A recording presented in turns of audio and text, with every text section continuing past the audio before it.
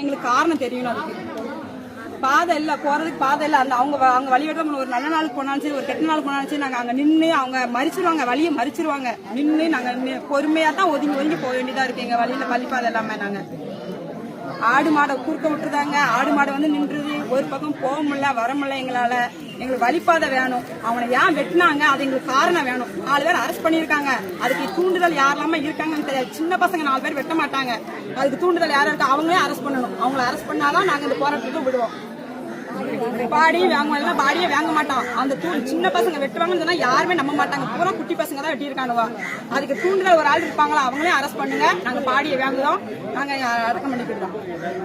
இதுக்கு முன்னாடி ஒரு அண்ணன் வெட்டினாங்க, 7 வருஷம் ஆச்சு. இதே மாதிரிதான் எல்லாம் வந்தாங்க, இதெல்லாம் பண்ணுன்னு சொன்னாங்க, இது செய்யறாங்க, எதுவுமே செய்யல. அந்த அண்ணன் பாடியை நாங்க இந்த மாதிரி முட்டாதனத்துல வாங்கிட்டோம். அப்ப நாங்க இப்படி இருந்தோம்னா எங்க ஊருக்கு மாறி இருக்கும்.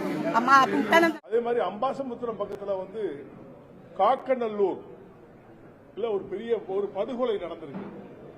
அது என்ன காரணம்னு சொன்னா, பாதை பொது பாதையா இல்லைங்கிறதுனாலதான், அந்த பாதை பிரச்சனை தான் கொலை நடந்தாக நான் அறிகிறேன்.